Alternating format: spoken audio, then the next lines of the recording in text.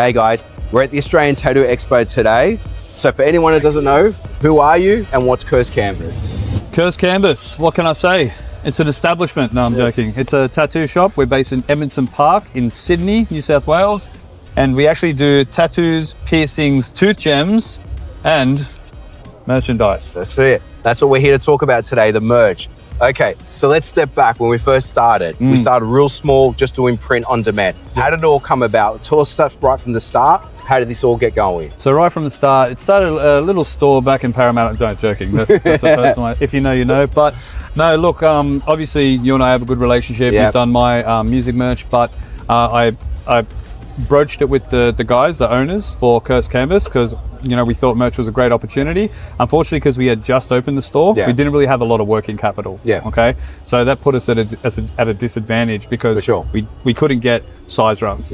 So essentially, what we did, we just printed one of each of the styles that we wanted. We kept them in store, and as soon as the customer was interested, we just placed the order as per what they requested. And we didn't have to go beyond that. So really good to start up with because we could facilitate merch, but we didn't have to come out of pocket straight off the bat. And that is, I say this a lot to people, that is the benefit when you're doing print on demand. I always suggest to people is do not go heavy when you're first starting because you don't know what's gonna sell. You've got to trial different things and that. And you can see for you guys, it worked really well. Yeah, and that's a really good point. Like we've already seen like what the more popular ones are. And my personal taste would be one hoodie. So I would think that would go well.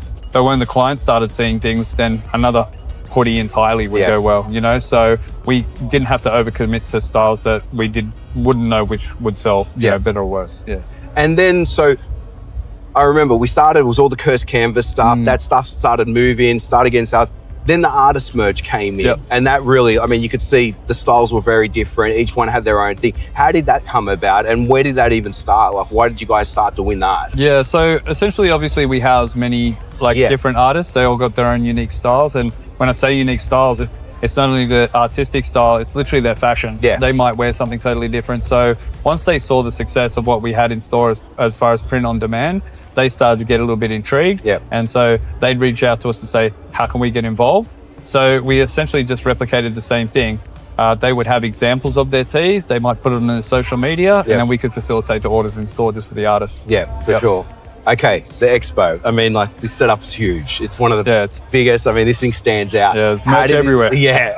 How did this come about? This would have taken some time. And right now, we can see you just went deep into merch. You knew what's selling. This has been going for a while now. How did it all come about, the idea of you guys are going to really push this for today? Look, we wanted to make an impact. Obviously, we wanted to stand out as a booth. We wanted to give all the artists an opportunity to stand out with their own merch and be able to, tap into that.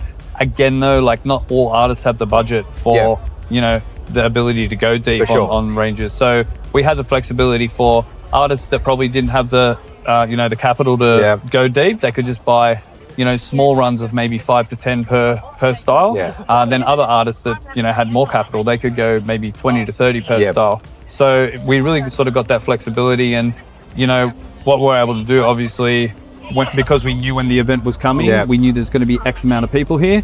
We were able to get in contact early on in the piece, place our orders a couple of weeks in advance. So when we came here, everything was good to go. Yeah, nice. Mate. Come on in. Here's Dan. Here's Dan. All right, let's go. Welcome, Dan. All right. Where am I going? So now that you're here, let's talk about this. Let's talk about this. How did this come about? Just custom bleach sort of collab, doing the shirts, and then just putting some bleach on it, making designs. So guys, a little background. We printed these. These are just black hoodies, and then Dan has gone through bleach, sprayed, and created these concepts. So jacket and pants combo.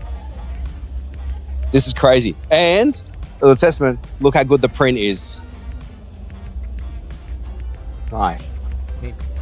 All right, before we wrap up, a lot of people think about doing merch and a lot of people think it's really hard, can't get started, don't know what to do. What would you say about that?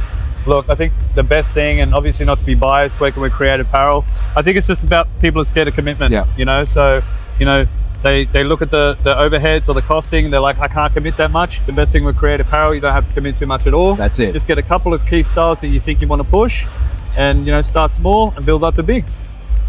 That's my advice. That's it. Pew, pew, pew, pew. So what we saw here is a perfect example, starting from print on demand, getting 1 or 2 items, seeing how they work, moving all the way to bulk. So if you ever got any ideas, you got some merch you want to do, definitely we're the ones you want to hit up. All right, guys, have a good one.